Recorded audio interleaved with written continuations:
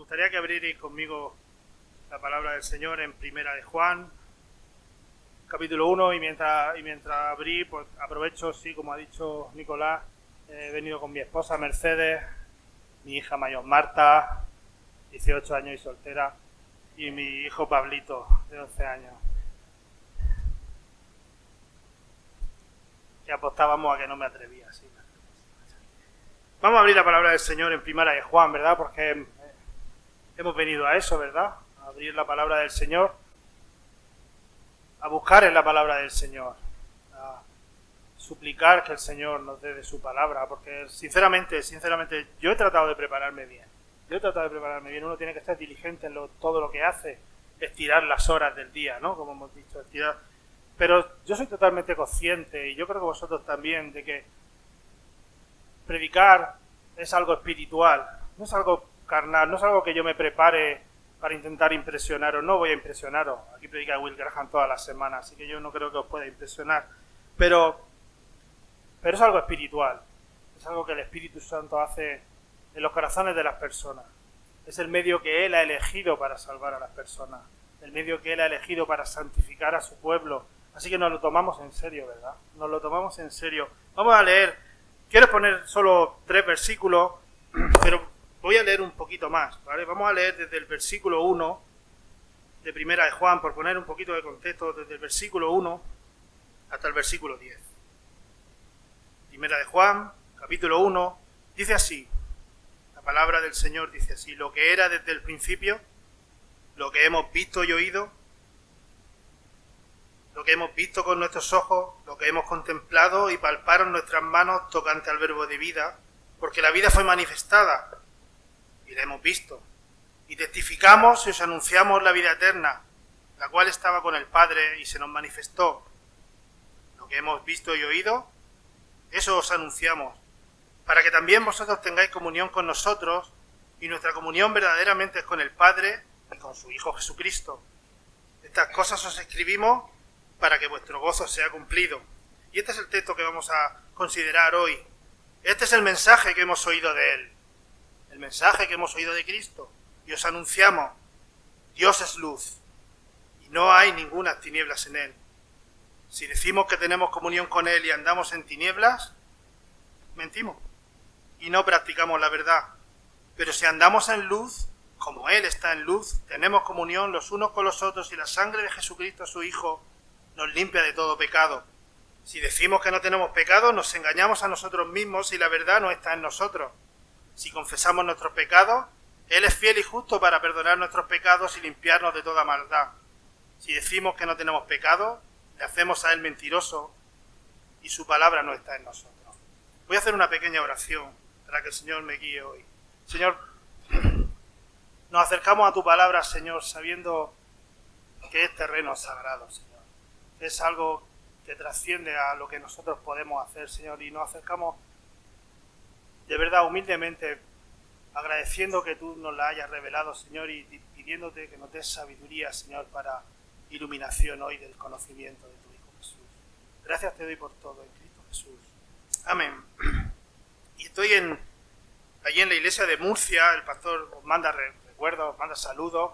Estoy predicando una serie sobre Primera de Juan, así que me pareció bien, ¿verdad? Me pareció adecuado traeros algo de lo que yo estoy predicando allí, algo de lo que estamos viendo. Y de verdad es imposible resumir toda la carta en un solo mensaje.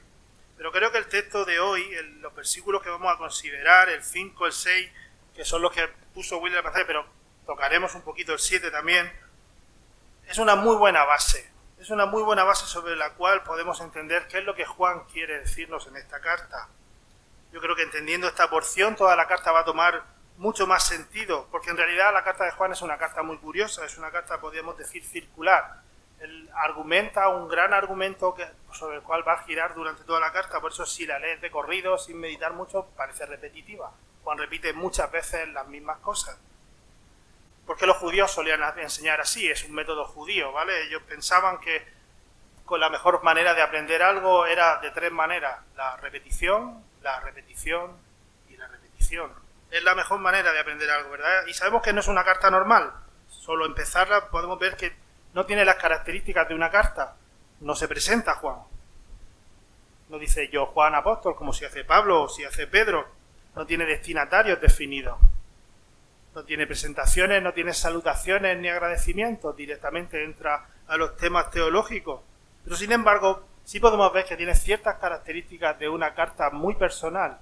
Muy personal. Juan escribe a personas que conoce.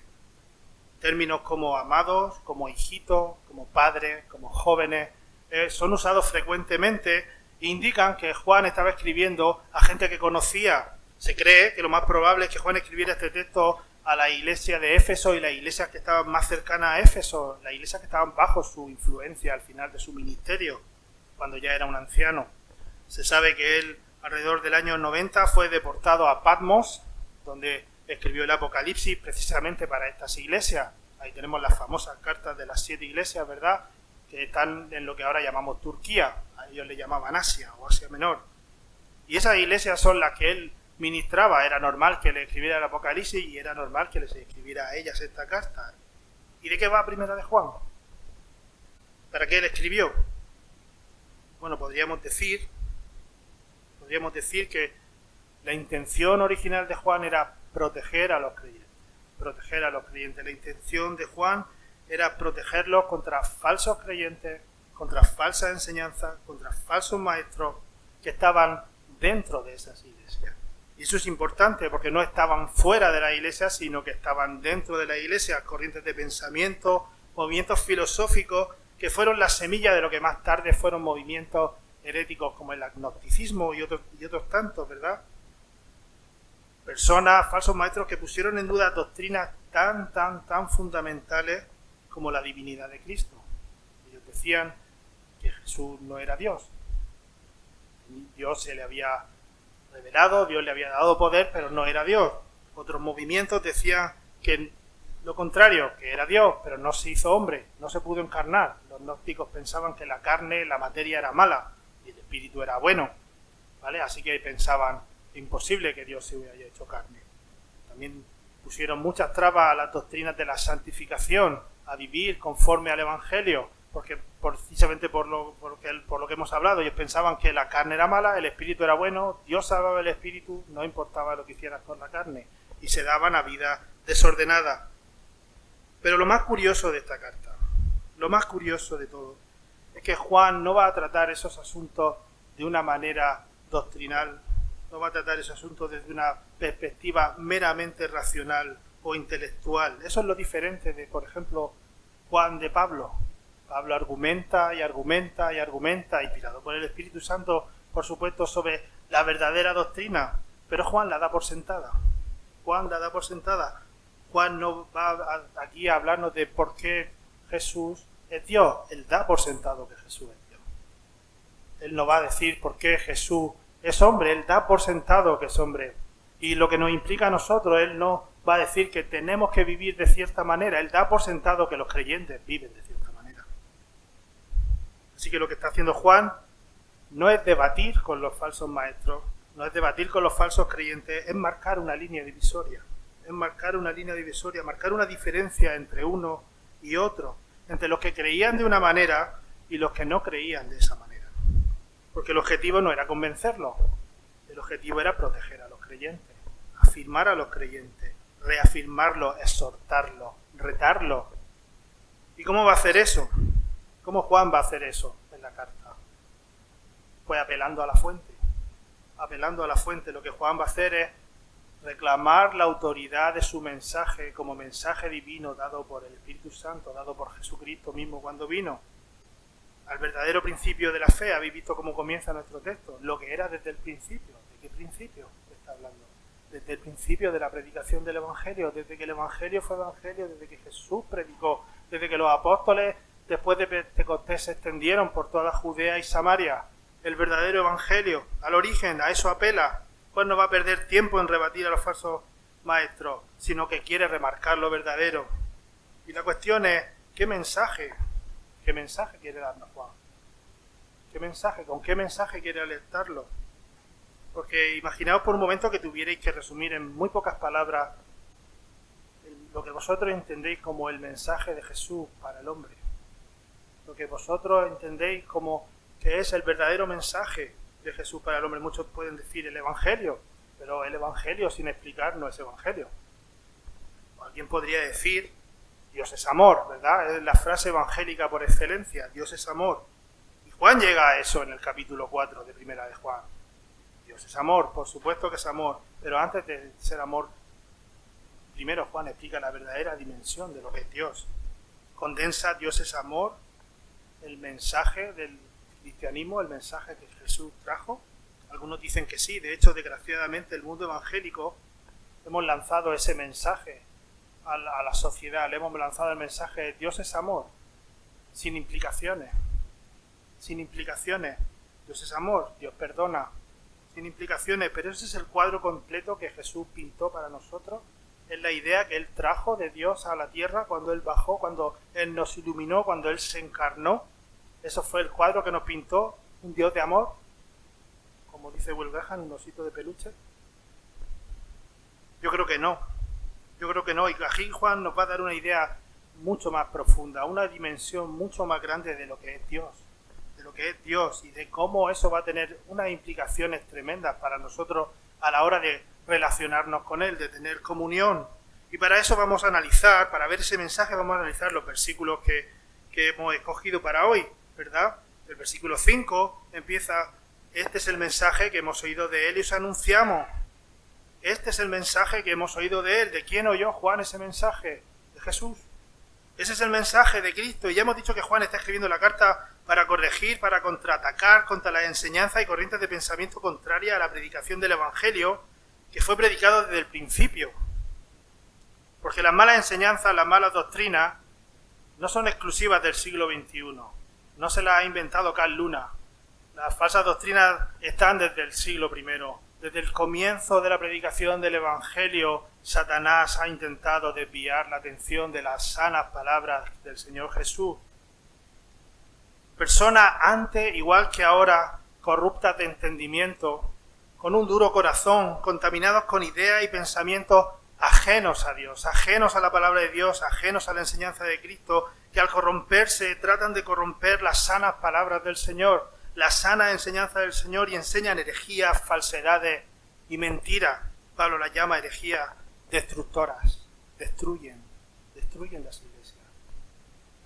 Y lo que Juan está tratando de decirles con esta frase es que el mensaje que ahora él está a punto de darles, el mensaje que él está a punto de darles no es un mensaje suyo, no es una idea propia de Juan o de alguno de los apóstoles, no es una nueva filosofía, no es una nueva corriente de pensamiento como los movimientos gnósticos, sino que es un mensaje que viene directamente de Cristo y por lo tanto viene directamente de Dios.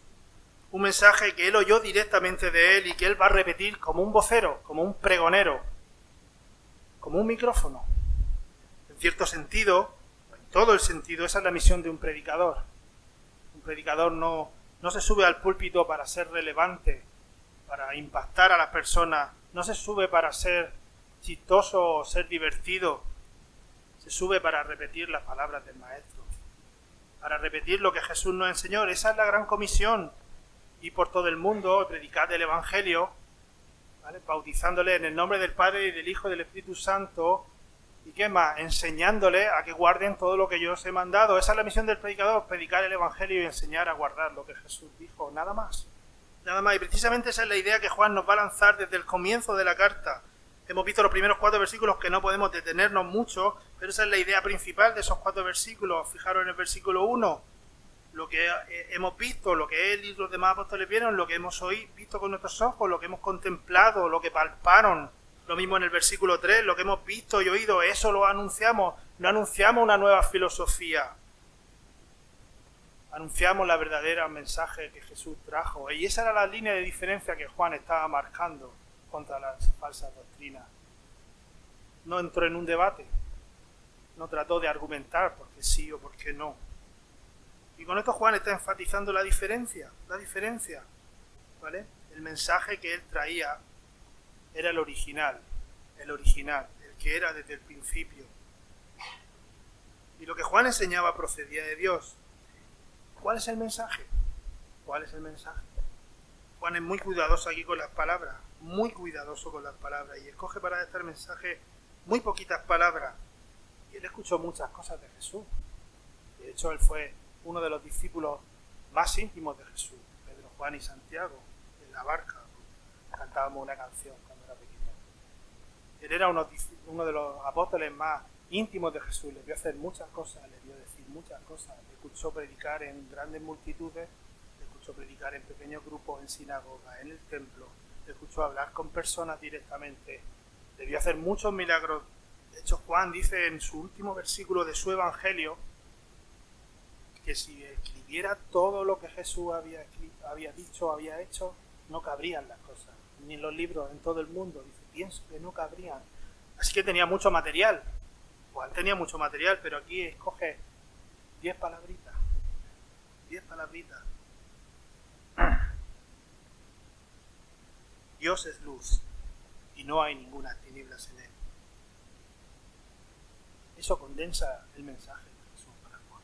Dios es luz y no hay ninguna tiniebla en él. Y evidentemente sabemos que eso no quiere decir que Jesús solo dijera esas palabras o solo enseñara eso. Jesús habló de muchos temas, de muchas formas, pero lo que Juan está diciendo es que la enseñanza de Jesús, la verdad real sobre la condición humana y su disposición a relacionarse con Dios, era esta verdad, que Dios es luz y que no hay tinieblas en él. No hay nada pecaminoso en él, nada pecaminoso puede acercarse, nada pecaminoso, nada tenebroso puede tener relación con él, porque él es luz.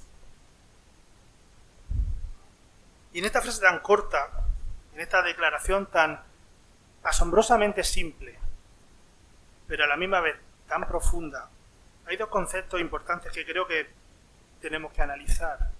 Un contraste, un positivo y un negativo, y la carta de Primera de Juan es un libro de contraste. Es un libro de blanco o negro, un libro de eres o no eres, un libro de luz y de tiniebla. Y aquí tenemos el primer contraste que Juan nos plantea.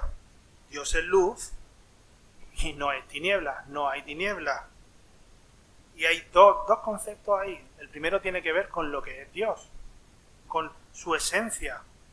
¿Cómo es Dios? ¿Quién es Dios? ¿Cuál es su naturaleza? ¿Cuál es su esencia? ¿Cuál es su carácter? Dios es luz, dice Juan. Dios es luz. Y el segundo parece muy obvio. Bueno, si Dios es luz, no es tiniebla, pero fijaros que no dice que no es tiniebla, sino que no tiene ninguna tiniebla. Y eso tiene más que ver no solo con lo que no es Dios, porque sabemos que Dios no es tiniebla, sino con lo que Dios no tiene, no tolera y con lo que no puede relacionarse, porque Él es luz. Él es luz y no hay tinieblas cerca de Él. No hay ninguna tinieblas en Él. Y ambas cosas, hermanos, que Dios sea luz y que no es tinieblas, van a tener implicaciones muy importantes para nosotros a la hora de nosotros tener comunión con Dios. Va a tener implicaciones muy importantes. Así que vamos a ver qué quiere decir Juan, qué quiere decir la Biblia cuando habla de luz. Pero antes de entrar en eso directamente, vamos a dar un pequeño matiz, un pequeño detalle, y es que Juan comienza esta encíclica, este pequeño tratado teológico de la manera correcta, poniendo el foco en el lugar correcto, que es en Dios. Dios es luz, y a partir de ahí va a exponer toda su teología, va a exponer todo lo que él cree, lo que él piensa que es la vida cristiana desde la perspectiva de Dios es luz. Y eso es una manera muy sana de hacer teología.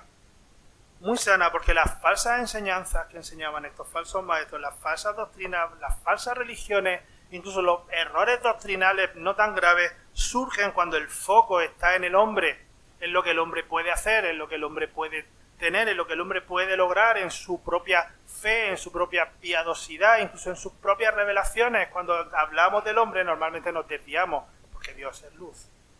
Dios es luz. Así que para Juan, que Dios es luz va a determinar toda su teología, va a determinar todo lo que nos quiere decir, va a determinar lo que Dios aprueba y lo que no aprueba, lo que Dios quiere y lo que no quiere, y con quién tiene relación y con quién no tiene relación. Y Juan define aquí a Dios como luz. Dios es luz.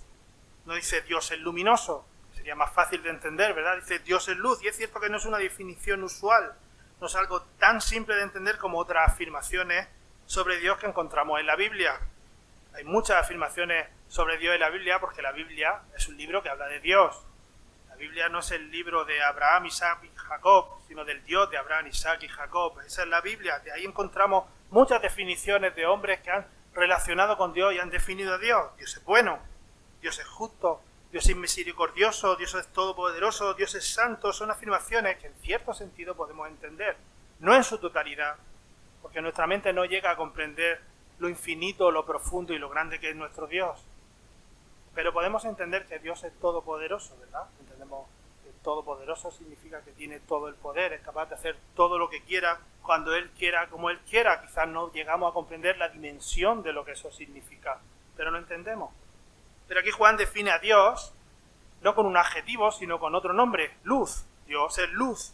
Así que nosotros tendríamos que definir primero qué quiere decir Juan con luz, o qué enseña la Biblia que simboliza la luz, para que nosotros entendamos de verdad, a cabalidad, en su verdadera dimensión, qué quiere decir Dios es luz. Y eso tiene implicaciones para nosotros a la hora de relacionarnos con Él, queramos o no, porque la luz tiene una enseñanza desde el Génesis 1 que dice, hágase la luz, hasta el final cuando vemos la ciudad gloriosa en el que no hay sol ni hay luna porque Dios mismo es su astro. Durante toda la Biblia hay multitud de referencias a la luz, multitud de significaciones, y tenemos que ser conscientes de que eso es lo que Juan quiere condensar cuando dice Dios es luz.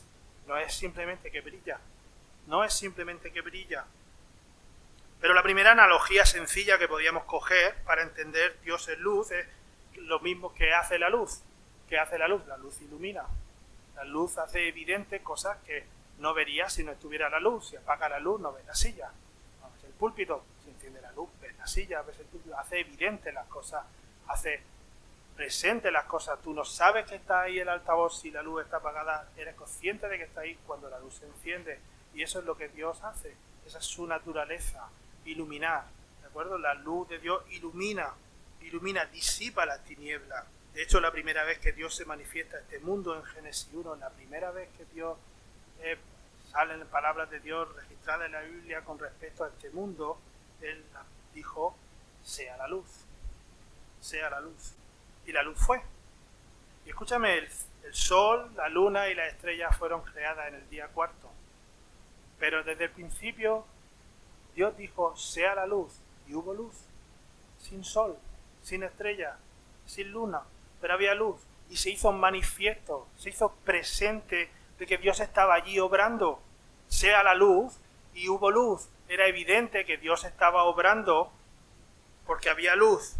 Así que vemos que la luz representa la evidencia de su presencia, la evidencia de su ser, que Él está obrando. Donde hay luz, es que Él está disipando la oscuridad, sea la luz. Nosotros leemos en la Biblia cuando Dios descendió sobre el Sinaí, cuando Moisés subió al Sinaí, Dios descendió y desde abajo se veía una inmensa tormenta de rayos y truenos que los israelitas se asustaban, pero eran conscientes de que Moisés no había subido a un picnic ahí arriba, sino a un encuentro con Dios. Estaba sucediendo algo, así que la luz representa la presencia de Dios, que Dios está ahí. Pero desde otro punto de vista, yendo un poco más allá de su simple presencia, la luz representa su gloria, su divinidad. Cuando Jesús se transfiguró delante de 3 discípulos, Pedro, Juan y Santiago, leemos la historia en Mateo 17, nos cuenta que su rostro brilló como el sol y sus ropas se volvieron blancas como la luz. Y el propio apóstol Juan, este Juan que nos escribe la carta, reflexionando sobre ese evento en su evangelio, él dice, y nosotros vimos su gloria, de manera que al ver a Jesús transfigurado, Juan entendió que esa luz no era simplemente un brillo sobrenatural, esa luz simbolizaba la gloria y la divinidad de Jesucristo. Él entendió que Jesucristo no era un mero hombre, vio su gloria. Así que tenemos que la luz de Dios representa su esencia, representa su gloria, pero al mismo tiempo, desde el punto de vista moral, que es el que Juan va a poner el verdadero énfasis durante todo el libro, este y el de la verdad que veremos más adelante, pero desde el punto de vista moral, la luz de Dios representa su santidad, su separación de lo pecaminoso. por toda la Biblia, Había demasiadas referencias para buscar, tanto en el Antiguo Testamento como en el Nuevo Testamento. La luz es relacionada directamente con la pureza moral, con lo bueno, con la santidad, de la misma manera que las tinieblas son relacionadas con la impureza y el pecado. La luz representa la santidad, las tinieblas el pecado, y Jesús mismo nos habla de esto en la conversación que tuvo con Nicodemo en Juan 3. Juan 3 no solo tiene Juan 3:16, ¿vale? Hay más versículos, están después y delante. Normalmente solo conocemos Juan 3:16, ¿verdad? Pero esa conversación es muy interesante, muy interesante.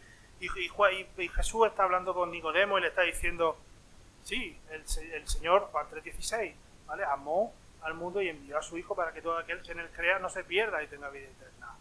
Pero lo que ha pasado es que ha enviado a su Hijo y no han creído en él.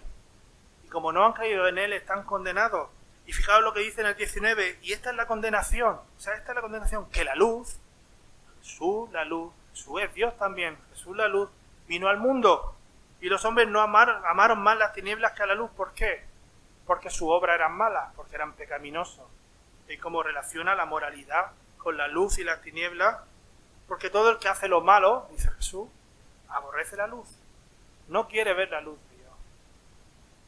Así que en este texto la humanidad entera, la sociedad entera es vista como un reino de tinieblas, y esas tinieblas representan la humanidad que rechaza a Cristo, el pecado, cuando Él vino como la luz que resplandeció y que alumbraría al mundo. Así que moralmente hablando, la luz representa la santidad y la pureza y la perfección de Dios. Y quiero detenerme un poco ahí, porque la santidad de Dios merece que nos detengamos ahí. Porque la Biblia dice que el Dios es bueno, que Dios es justo, que Dios es misericordioso, pero dice que el Dios es santo, santo, santo. Y hace un énfasis muy especial en la santidad de Dios. Y eso tiene implicaciones para nosotros. Tiene muchas implicaciones que muchas veces nos tomamos muy a la ligera, lo que es acercarnos al Dios santo, santo, santo. Pablo le dice a Timoteo en 1 Timoteo 6, si no me equivoco, no recuerdo el versículo, dice que Dios habita en luz inaccesible, donde ningún hombre le ha visto ni le verá jamás. Así de puro, así de apartado del pecado está Dios. Y cómo de inaccesible, cómo de apartado está. Podemos ver un ejemplo cuando Isaías fue llamado y él vio a los serafines ministrando en la presencia del Señor como se tapaban la cara para no ver directamente al Señor. Y estamos hablando de seres puros, seres sin pecado, seres sin manchas, seres que han sido creados específicamente para servir delante de la presencia de Dios. No miran directamente. Así de inaccesible es la luz del Señor. Así de inaccesible es la luz del Señor. Así que tenemos que, desde diferentes puntos de vista, que Dios sea luz implica la esencia, la evidencia de su ser. Hemos visto que implica su gloria, su divinidad, y desde el punto de vista moral que implica su santidad o representa su santidad. Pero Juan está peleándose contra falsos maestros, está marcando una línea, ¿vale? Así que desde el punto de vista racional o intelectual o como lo queramos ver, la luz representa la verdad. La verdad. Y más concretamente la iluminación de su verdad o el conocimiento de su verdad. Es decir, la luz y la verdad están igual de relacionadas como las tinieblas y la mentira. De hecho, si no tenemos tiempo, la mentira aparece en nuestro texto de hoy 3 veces. En el versículo 6, en el versículo 8 y en el versículo 10. Mentira, engaño, mentira. En contraste con la luz. ¿De acuerdo? Así que no hace falta irnos muy lejos. Lo hemos dicho en estos versículos, hemos visto. Segunda de Corintios 4:6, Pablo habla de esto. Cuando dice, porque Dios que mandó de las tinieblas resplandeciese la luz, lo que hemos visto antes de Génesis, Dios que fue el que dijo, sea la luz y hubo luz. Ese mismo Dios es el que resplandeció en nosotros, habló a nuestros corazones, sea la luz. Y vimos, resplandeció la luz, ¿para qué? Dice, y resplandeció la luz para el conocimiento de la gloria de Dios en la faz de Jesucristo. Nosotros no veíamos a Jesucristo, no veíamos su faz, no veíamos la gloria de Dios, vivíamos como nos daba la gana, hasta que Dios nos iluminó. Así que la luz de Dios representa su iluminación, su verdad en contraste con la mentira. Recordad que esta carta se escribe precisamente para eso, para desenmascarar a aquellos falsos maestros y sus seguidores que decían tener la verdad acerca de Dios, Decían tener la verdad acerca de la naturaleza divina o no divina de Cristo. Pero Juan relaciona aquí la luz de Dios con la verdadera iluminación. La verdadera iluminación para Juan no se trata de argumentos, sino de evidencia. No se trata de argumentos, sino de evidencia. No se trata de lo que ellos decían, sino de si ellos demostraban y vivían conforme a esa luz. Conforme a esa luz. Es decir, aquellos que creen lo correcto en contraste a aquellos que no creen lo correcto, porque han sido iluminados o no han sido iluminados. Y de eso va la carta. En el 2.21 vemos que Juan dice esta misma verdad de Dios es luz y no hay tiniebla, diciendo que de la verdad no sale ninguna mentira. No hay de la verdad no procede ninguna mentira. De la luz no procede ninguna tiniebla. Juan está presentando a un Dios de luz, cuya esencia, hermanos, cuya gloria, cuya santidad y cuya verdad es tan impresionante. Hermano, no encontraba la palabra, lo hablaba con Mercedes, no encontraba la palabra, tan traumática, quizás tan dramática, que es imposible que no tenga repercusiones, que no tenga implicaciones para nosotros. Ese es nuestro Dios. Es imposible, igual que fue imposible para Isaías permanecer igual cuando tuvo su llamado. ¡Ay de mí que soy muerto! ¡Ay de mí que soy muerto! ¡He visto a Dios! Igual que Pablo cambió un giro de 180 grados cuando vio la luz de Dios en el camino a Damasco. Dejó de pensar como pensaba, dejó de actuar como actuaba, dejó de perseguir a quien perseguía, dejó de blasfemar contra quien blasfemaba y se convirtió en un siervo de Dios. Porque vio la luz. Porque vio la luz. Así que tenemos que la luz de Dios representa todas esas cosas. Y eso es el mensaje que Juan nos quiere decir. Pero dice algo más. Dios es luz y no hay tinieblas en él. ¿Y qué significa eso? ¿Qué significa que no hay tinieblas en él? Bueno, por supuesto, sabemos que no hay nada pecaminoso en Dios. Lo sabemos. No hay nada oscuro, no hay una cara B, no hay algo negativo, no hay un lado oscuro de la fuerza, como la guerra de la galaxia. Pero eso es lo que Juan está enfatizando, eso es lo que Juan quiere decir, porque eso es algo obvio, ¿no? Sabemos que Dios no es así. Evidentemente las tinieblas simbolizan lo opuesto a la luz. Hemos dicho que las tinieblas simbolizan la esencia o la presencia de Dios, las tinieblas simbolizan su ausencia. La luz simboliza su gloria, su divinidad, las tinieblas la carne, la carnalidad. La luz simboliza la santidad de Dios, las tinieblas el pecado. La luz simboliza la verdad de Dios, las tinieblas la mentira, la falsedad y el engaño. Y por supuesto sabemos que Dios no es así. Sabemos que Dios no es así. Porque todos sabemos que Dios es santo, ¿verdad? Santo, santo. Sabemos que es un Dios bueno, un Dios misericordioso, que es limpio, que no puede ver la maldad. Sabemos que es así. Pero entonces, ¿qué énfasis está haciendo Juan? ¿Qué quiere decir con no hay tinieblas en él? Lo que Juan está haciendo es marcar el primero de unos fuertes contrastes entre lo que Dios es y lo que Dios no es, entre lo que un cristiano es y lo que un cristiano no es. Este es el primer contraste de muchos que vamos a encontrar en la carta. ¿Y por qué hace esto Juan? ¿Por qué les dice algo tan obvio? Porque lo que va a hacer es transformarse Dios en luz y no hay tinieblas en él, en aplicaciones prácticas para nosotros. En aplicaciones prácticas para aquellos que dicen que tienen comunión con Dios. A partir de ahora, el texto va a estar dominado por un montón de contrastes. O eres o no eres. Y esa asociación de ideas tan aparentemente simple, es muy efectiva, porque va a dejar al descubierto la condición de cada uno. Los falsos maestros decían que tenían comunión con Dios. Por supuesto, nadie se presenta como soy un falso maestro. Yo soy un buen maestro, yo predico de verdad, yo creo en Dios. Pero lo que Juan va a hacer es marcar una línea divisoria y decir, Dios es luz, no hay tinieblas en él. ¿Cómo está tu vida? ¿Cuántas tinieblas hay en ti? ¿Estás andando en la luz de Dios? ¿Estás andando en la luz de la tiniebla? Porque lo de que va a definir lo que cada uno somos no es lo que decimos, sino lo que somos. El apóstol va a decir claramente que lo que uno es determina lo que no es. Más allá de la apariencia, más allá de la religión, Para Juan, aquellos que tienen comunión con Dios, aquellos que han gustado de la luz de Dios, es imposible que tengan las características distintivas de las tinieblas. Porque donde hay luz, no hay tinieblas. Dios es luz, no hay tinieblas. Y estos contrastes tan nítidos dominan el texto. A partir de ahora dominan el texto, por eso digo que Juan puede parecer un poco repetitivo. En el 1.6 dice que o andas en luz o estás en tinieblas.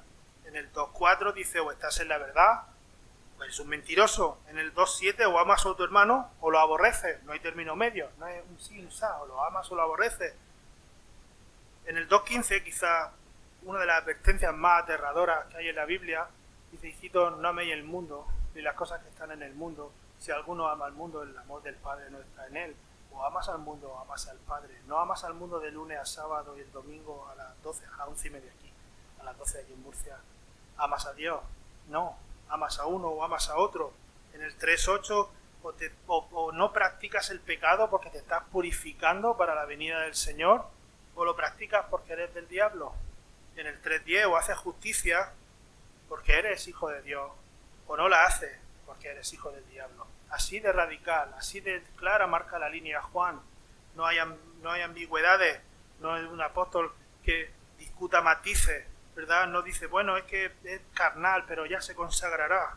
Él marca una clara línea, o eres o no eres. Así que Dios es luz y no hay ninguna tiniebla en él. No es solo una afirmación teológica, tiene implicaciones muy serias para aquellos que se dicen ser creyentes, para aquellos que afirman que Dios es su Padre y que el Espíritu Santo mora en ellos, para aquellos que aseguran que tienen una relación con Dios. Juan lo define como aquellos que dicen que tienen comunión. Aquellos que dicen comunión. Y la primera implicación, no vamos a poder verlas todas porque están a partir de aquí durante toda la carta, pero quería tocar por lo menos una de ellas. La primera implicación es que lo que hacemos es lo que nos define lo que somos y no lo que decimos. Versículo 6. Si decimos que tenemos comunión con Él y andamos en tinieblas, mentimos y no practicamos la verdad. Es decir, traducción Dios habla hoy, versión Pablo Pérez.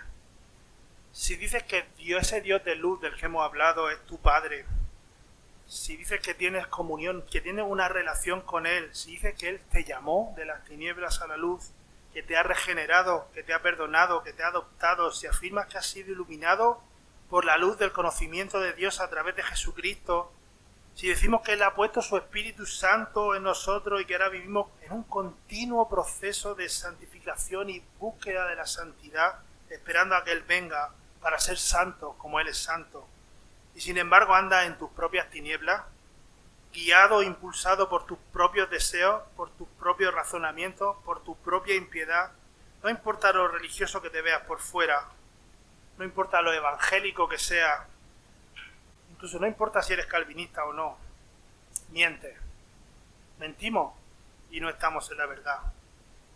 Y andar en tinieblas, como al versículo 6, por cierto, es andar en todo lo contrario de lo que Dios es luz, es decir, andar en falsedad en lugar de verdad, en pecado en lugar de santidad, en carnalidad en lugar de espiritualidad. Y eso, hermano, eso, amigos, es la condición inherente de todo ser humano. Así es como andamos desde que nacemos, en pecado, en oscuridad, en tinieblas, en mentira. Ahí tenéis Romanos 3, donde Pablo cita el Salmo, no hay ni uno bueno, no hay ni uno solo. Y empieza a decir las características: tenemos veneno en la lengua como la serpiente, nuestras manos son dañinas, nuestros pies corren para hacer el mal. Esa es la condición humana, esa es nuestra condición. Así hemos andado todos nosotros, porque estar en tinieblas no es un asunto de saber o no saber. No se trataba de que simplemente no sabíamos o no conocíamos, o es que éramos un poquito ignorantes. Es un problema más profundo, ¿verdad? Es un problema que tiene que ver con la condición pecaminosa del hombre, con la condición no iluminada del hombre. Pablo dice en Efesios 5:8 que en otro tiempo éramos tinieblas, en otro tiempo erais tinieblas, dice, mas ahora sois luz en el Señor. Fijaos que él no dice estabais en tinieblas, no éramos corderitos que estábamos asustaditos en las tinieblas, éramos lobos rapaces, éramos malos, las tinieblas procedían de nosotros colaborábamos con las tinieblas y nosotros éramos lo mismo, éramos tinieblas. Y fijaos cómo sigue Pablo, dice, mas ahora sois luz en el Señor. En el Señor. ¿Por qué somos luz en el Señor? Porque estamos bajo su luz. Porque Él nos ilumina, es que nosotros iluminamos. Es lo mismo que la luna refleja la luz del sol. A no ser que sea terraplanista y no crea eso. Fijaos que no es un cambio intelectual. No es que antes no sabíamos y ahora sí sabemos. Es que antes no estábamos iluminados y no podíamos saber. Y ahora sabemos porque hemos sido iluminados. Porque la luz trae iluminación, la luz trae conocimiento, la luz trae pureza, trae santidad. Lo que Juan está diciendo aquí es que si realmente has sido iluminado por la luz de Dios, vas a ver. Así de simple, vas a ver. No vas a andar en tinieblas, sino que vas a poder ver. C.S. Lewis decía que él creía en el sol, no solo porque podía ver el sol, sino porque gracias al sol podía ver el resto de las demás cosas. Y él simbolizaba eso para hablar de que creía en Dios. O sea, nosotros no creemos en Dios porque lo podamos ver o ver lo que Él ha hecho. Eso es parte. Los cielos cuentan la gloria de Dios. Nosotros creemos en Dios porque Él nos ha iluminado y nos hace ver el resto de cosas, nuestra condición primeramente. Nuestra condición, que es lo primero que un inconverso ve. Su pecado. Cuando Dios le ilumina, ¿qué ves? Te ves a ti y ves a Dios y dices, ay de mí que soy pecador. ¿Verdad? Eso es la iluminación de Dios. Eso es lo que Dios hace en el corazón de las personas cuando Él ilumina. Y lo que Juan está diciendo es, Dios es luz. Si Dios te ha iluminado, esa evidencia tiene que estar presente. Es imposible que esa evidencia de que Dios es luz y te ha iluminado no esté presente y tú estés predicando falsa enseñanza. Es imposible. Por eso, y esto no lo tengo aquí, cuando a veces somos tan condescendientes con falsos maestros, decimos, bueno, hay que coger lo bueno y no lo malo. Yo me pregunto si te puedes beber un vaso de agua con un poquito de veneno. No puedes. Un falso maestro es un falso maestro. Un fiel maestro es un fiel maestro. Y hay una línea divisoria. Una línea divisoria que Juan marca aquí, que Dios marca aquí, porque Dios es luz y no hay nada de tinieblas en Él. Ni un poquito, ni una desviación. Y es imposible que tú sigas en tinieblas, es imposible que tú sigas guiado por tus propios razonamientos y no por la verdad de Dios, por la verdad de la palabra de Dios, por su luz. Es imposible si Dios realmente te ha alumbrado, porque donde Dios alumbra ya no hay oscuridad. Dios es luz y no hay tinieblas. Paul Washer ilustra esto de una manera muy divertida. Él dice, o me lo pongo yo en primera persona, que es suyo, yo llego aquí esta mañana contando que justo antes de entrar me ha atropellado un camión de 10 toneladas. Pero vosotros veis que estoy perfectamente bien, que no tengo arañazos, ni rasguños, ni heridas, que mi ropa está perfectamente planchada y que llevo bien la corbata de predicar de los domingos.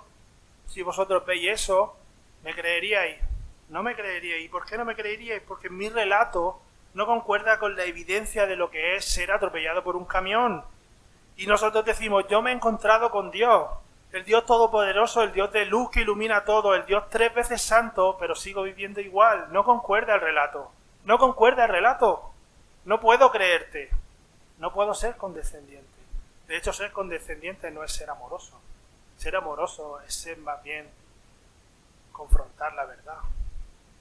Y eso es lo que Juan está marcando en este versículo. Juan está diciendo que lo que importa no es si dice, lo que importa no es si dice, lo que importa es que si hoy, ahora, estás andando en la luz de Dios, con las marcas que Juan va a hablar más adelante, si estás amando a tus hermanos, si estás guardando los mandamientos, si te estás guardando puro esperando la venida del Señor, o si vives conforme el mundo de las tinieblas vive. Y eso es lo que va a marcar la línea, eso es lo que define si tú eres o no eres, no lo que dices, no lo que dices, no importa lo que digamos ser, importa si la obra de Dios ha sido evidente en nosotros, evidente en nosotros. Ahora bien, un pequeño matiz, es importante notar, para no cargar a nadie, de que Juan no está diciendo que necesitas ser perfecto, que necesitas ser como Dios. Dios es luz y tú también tienes que ser como Dios. No está diciendo eso, eso es imposible. De hecho, Juan se da cuenta muy rápido de esa situación, de ese contraste, y va a tratar con el pecado desde el versículo 7 hasta el versículo 1 del capítulo 2. Todos los versículos, el 7, el 8, el 9 y el 1 del capítulo 2 tratan del pecado, tanto del pecado en el creyente como en el pecado en el incrédulo. Juan sabe que pecamos, desgraciadamente pecamos, no somos perfectos. No hemos llegado a la estatura todavía de la plenitud hombre creyente de Cristo. Estamos en proceso. Esperamos que Él termine la obra en nosotros, ¿verdad? Que Él la perfeccione. Y un día esperamos que Él vuelva y seamos como Él es. De eso habla Juan también un poco más adelante. Somos hijos de Dios y todavía no se ha manifestado lo que hemos de ser, pero se manifestará cuando Él venga, porque le veremos como Él es. Así que Él no está hablando de eso, no está hablando de perfección, y vamos a entender muy mal este versículo si entendemos ese andar en luz, ¿vale? Si entendemos ese andar en luz como hacer las cosas bien o hacerlo todo correctamente, ¿vale? Vamos a entender muy mal, porque lo que vamos a hacer en ese sentido es quitar el foco de donde Juan lo tiene puesto, que es el Dios en luz, y ponerlo en nosotros, ¿de acuerdo? Poner el enfoque en nosotros, en lo que nosotros podemos lograr, en lo que nosotros podemos hacer, si logro vivir de esta manera, si puedo... El legalismo, si puedo llegar hasta aquí, si no... ¿Vale? Pero Juan no se está refiriendo a eso, no se está refiriendo a nuestro esfuerzo de andar como cristianos. Y por supuesto tenemos que esforzarnos, Pablo les dice en Efesios capítulo 4, versículo 1, os ruego que andéis como es digno, de la vocación. O sea, Dios os ha llamado, tenéis una vocación para salvo, andar como es digno, dignificar eso. Por supuesto, Pablo va más allá todavía en Romanos cuando dice que presentemos nuestros cuerpos en sacrificio. Tenemos que esforzarnos. Pero no es el énfasis que Juan está poniendo aquí. Es decir, Juan no está tratando con requisitos, sino con evidencia. No estamos hablando de requisitos para acercarnos a Dios, sino de la evidencia de si te has acercado a Dios. Es decir, Juan no está simplemente alentándonos a cumplir algo para poder tener comunión con Dios y así demostrar que somos salvos. No, lo que Juan está hablando es de las evidencias que sí o sí van a estar presentes si Dios está iluminado. Van a estar presentes. Y es imposible que no lo estén. Es más, es imposible que lo estén si Dios no te ha iluminado. Y es algo tan básico, tan sencillo, como aquella enseñanza de Jesús en el Sermón del Monte, en el capítulo 7, cuando dice que no puede un buen árbol dar malos frutos, ni el árbol malo dar buenos frutos. Es imposible. Va en contra de su naturaleza, va en contra de lo que Él es. ¿De acuerdo? De eso es lo que Juan está hablando aquí. Porque, hermanos, solo hay dos reinos, solo hay dos posibilidades. Está la luz y está las tinieblas. Está el reino de nuestro amado Señor Jesucristo y está el reino de este mundo con Satanás como príncipe. No hay más. No hay un reino intermedio. No hay algo así que es como a veces actuamos. Con un pequeño reino intermedio de somos cristianos pero iluminados, pero no demasiado, que nos escandilamos, ¿verdad? Que nos refleja demasiado. El reino de los iluminados por Dios pero militantes de la carne. A veces actuamos así. A veces vemos personas y decimos, sí, es cristiano, solo que vive así. Juan no lo entiende así. Juan no habla de esas cosas. Para Juan la cosa está muy clara. Si Dios te ha iluminado, si Dios te realmente ha iluminado con su luz tu vida, tú vas a demostrar ese cambio. Vas a demostrar este cambio. Ya hemos hablado que no es perfección. Por supuesto, no es perfección. Pero es, o eres o no eres. O eres creyente verdadero, con fruto al 30, al 60 y al 90 por uno, o has caído junto al camino, o entre piedras, o entre espinos. Y eso es de lo que Juan va a hablar hasta el final de la carta. Si dices que tienes comunión con Él y andas en tinieblas, mientes. Luego va a decir, si no amas a tu hermano, mientes, no eres creyente. Si no guardas los mandamientos, mientes, no eres creyente. Y no está poniendo requisitos. Juan no está diciendo, ahora tienes que esforzarte en amar a tu hermano, tienes que esforzarte en guardar los mandamientos. No, es lo que está diciendo, si eres, eres, y si no eres, no eres. De igual modo, de forma positiva, Juan tampoco habla de requisitos, sino de evidencia cuando habla de los que sí andan en luz. Versículo 7. Pero si andamos en luz, como Él está en luz, tenemos comunión los unos con los otros. Y la sangre de Jesucristo, su Hijo, nos limpia de pecado. Es decir, para Juan el verdadero creyente anda en luz. ¿Por qué anda en luz? Pues dice, pues como Él está en luz. Dice, andamos en luz, pues como Dios está en luz. ¿Cómo podemos andar de otra manera si Él está en luz? Andamos en luz. Los creyentes andan en luz no porque ahora son mejores intelectualmente. No somos mejores ni más listos que los de ahí fuera. No somos ni siquiera a veces más piadosos.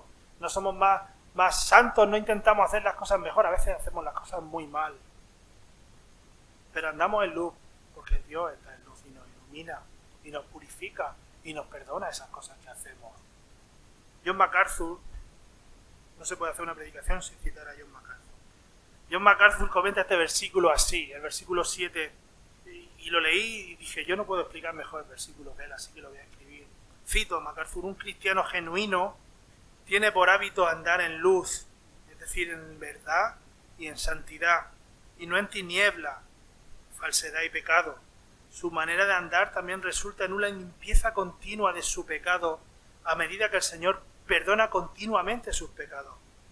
Y puesto que quienes andan en luz, escuchad bien, quienes andan en luz participan del carácter de Dios, ellos llegan a caracterizarse por participar del carácter de Dios por su veracidad y por su santidad.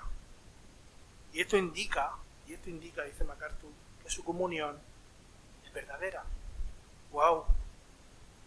Los cristianos llegan a caracterizarse por la veracidad y la santidad de Dios, pero no por su esfuerzo, sino porque andan en luz como Él es luz.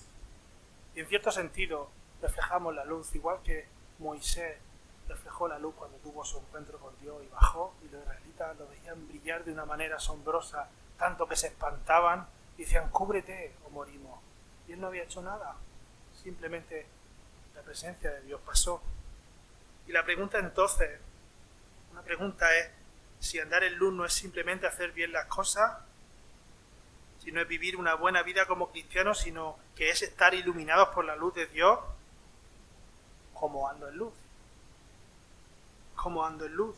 Si yo estoy aquí hoy y sé que no tengo comunión con Dios, sé que no estoy andando en su luz, ¿qué puedo hacer?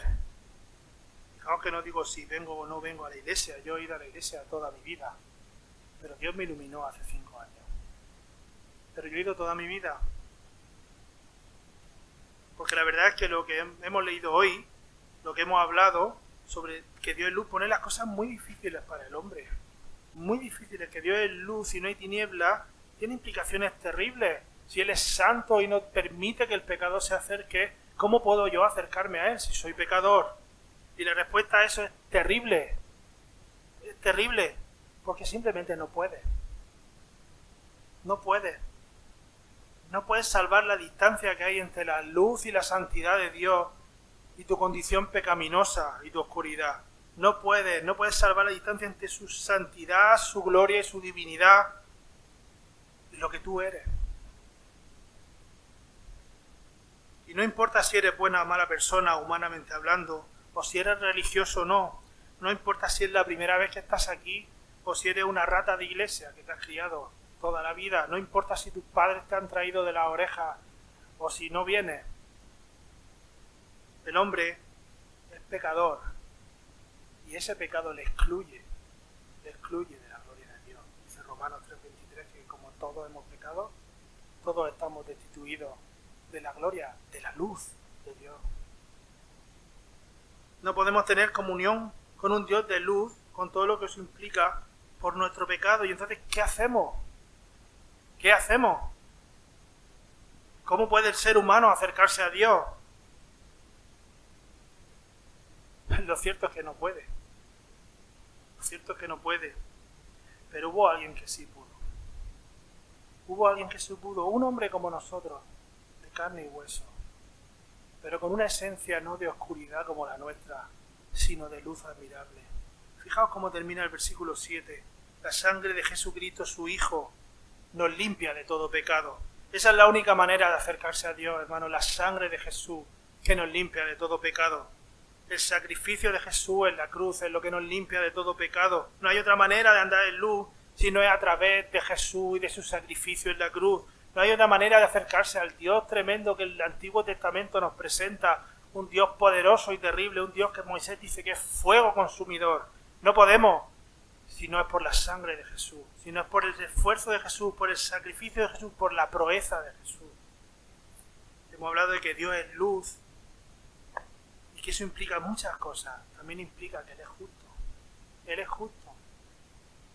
Dice en Números 14:18 que Jehová es tardo para la ira y grande en misericordia, que perdona la iniquidad y la rebelión, Pero ese versículo continúa y es muy curioso cómo continúa. Aunque de ningún modo va a tener por inocente al culpable. ¿Qué quiere decir eso? Él quiere perdonar. El Dios de luz, santo, 3 veces santo, quiere perdonar. Pero nuestro pecado es un gran obstáculo para nosotros. Pero Él quiere perdonar. Y solo había una solución, hermanos. Solo había una solución. Y era que alguien cargara con ese pecado. Que alguien pagara por ese pecado, por esa iniquidad y esa rebelión que nosotros merecíamos. Porque nosotros somos inicuos y somos rebeldes. Pero Cristo deshizo este gran nudo, este gran dilema de la raza humana, este gran dilema de no poder acercarnos a Dios. Cristo lo deshizo. ¿Y cómo lo deshizo? Siendo luz Él mismo.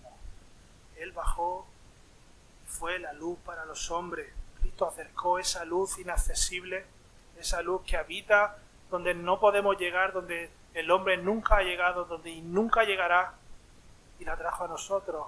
Dice Juan que Él fue la luz de los hombres, esa luz que nosotros no podíamos ver. Él es la luz y podemos verla. Y lo hizo tomando el lugar de culpabilidad que nos tocaba, el lugar de oscuridad, el lugar de tinieblas que era nuestro. Es el Dios de luz misericordioso, se humanó, se encarnó y pagó por el pecado que tú y yo teníamos que pagar. La ira de Dios cayó sobre Él, sobre esos pecados que nos correspondían. La oscuridad, las tinieblas cayeron sobre Él. Dice Marcos, en el Evangelio de Marcos, cuando habla de la crucifixión, que a partir de la hora sexta hubo tinieblas en toda la tierra. Todo el mundo se volvió en oscuridad. Era de día, la hora sexta, pero hubo tinieblas, como cuando lo contrario de cuando Dios dijo sea la luz. No hubo luz. Toda la tierra se sumió en tinieblas durante horas hasta que Jesús, desesperado, clamó Eli, Eli, lama sabactani, que traducido es Dios mío, ¿por qué me has desamparado? ¿Por qué no siento tu presencia? ¿Por qué no estás conmigo como hemos estado desde la eternidad juntos? Hijo, porque soy Dios de luz. Tú ahora cargas con las tinieblas y el pecado de la humanidad. Ese es el sacrificio de nuestro Señor y gran Señor Jesucristo. Es imposible permanecer impasible. Es imposible permanecer impasible. No hay luz de Dios en Jesucristo. No hay comunión con Dios si no hay comunión con Jesucristo. Esa es la conclusión que Juan va a llegar más adelante en el libro. El que niega al Hijo no tiene al Padre. No tiene al Padre, pero el que confiesa al Hijo, ese tiene al Padre. Esa es la luz de Dios para los hombres. Jesucristo, su Hijo. De esa forma nosotros podemos acercarnos a ese Dios de luz que habita en un lugar inaccesible, en luna inaccesible, a través de Jesucristo, su Hijo, que nos limpia de todo pecado. Quiera el Señor que no haya nadie aquí en oscuridad y tiniebla, que no haya nadie en oscuridad y tinieblas, sino que la luz reflejada en la faz de Jesucristo sirva como iluminación a su corazón y a su mente para entender las tinieblas que hay en Él. Vamos a orar al Señor. Gracias, Padre. Gracias por tu palabra, Señor. Somos conscientes de que pisamos terrenos sagrados, Señor, cuando predicamos.